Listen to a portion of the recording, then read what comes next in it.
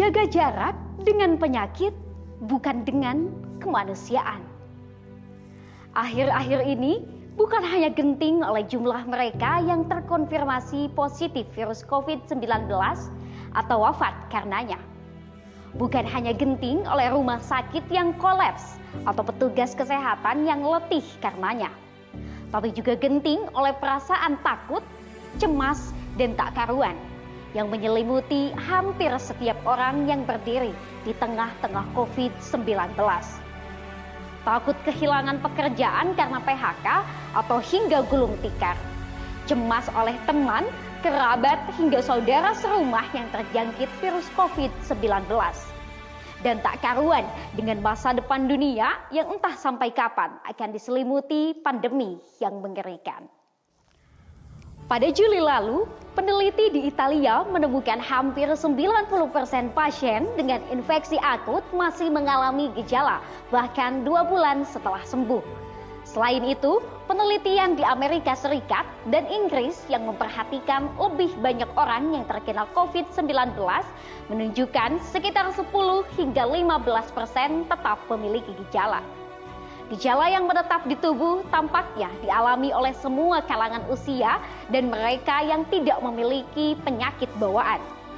Selain itu, COVID-19 dapat merusak banyak sistem organ termasuk paru-paru, jantung, dan otak sekalipun.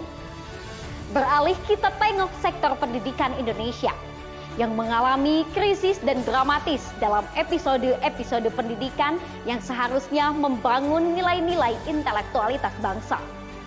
UNESCO mengatakan hampir 300 juta siswa terganggu kegiatan sekolahnya di seluruh dunia dan mengancam hak-hak pendidikan mereka di masa yang akan datang. Bukankah setiap generasi bangsa di belahan dunia berhak menjadi terdidik dan intelek guna menyongsong masa depan bangsa yang lebih gemilang? Hari ini itu seperti terdengar hanya sebatas angan. Kita memang harus selalu menjaga jarak. Namun bukan berarti harus memberikan jarak yang begitu curam pada pendidikan.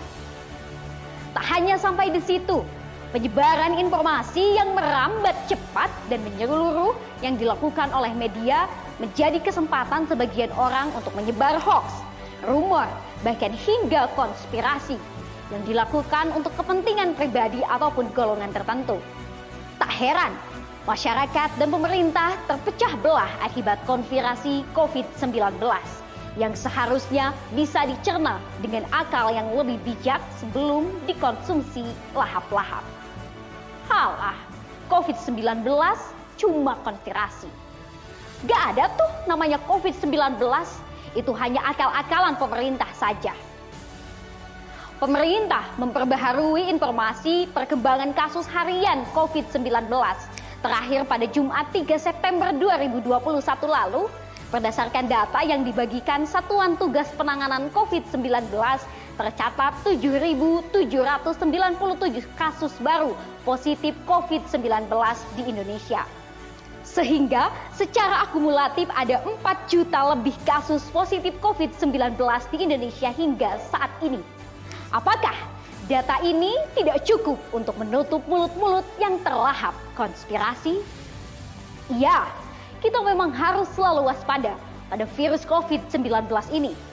Tapi bukan berarti kita bisa menjaga jarak dengan kebablasan. Jaga jarak bukan berarti kita bebas mengusir perawat dan menolak jenazah positif COVID.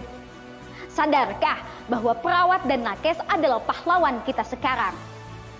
Pasien, PDP, atau ODP adalah korban. Bantu mereka untuk mengisolasi diri di rumahnya masing-masing. Berikan dukungan mental dan support mereka. Itulah salah satu bentuk kepedulian terhadap virus COVID-19. Mari kita ingat jargon lama, jauhi penyakitnya, bukan orangnya. Virus COVID-19 diprediksi akan bertahan dalam jangka waktu yang panjang. Goncangan-goncangan sosial yang membuat gentar akan selalu kita hadapi. Inilah saatnya bagi kita semua untuk membentuk kepedulian, meningkatkan solidaritas. Jarak fisik memang harus direnggangkan, tapi ikatan sosial justru harus dirapatkan. akan sulit bagi kita untuk berdiri sendiri di tengah-tengah wabah ini. Hari ini, soliter sudah seharusnya solider. Najwa Shihab mengatakan, jaga jarak dengan penyakit, bukan dengan kemanusiaan.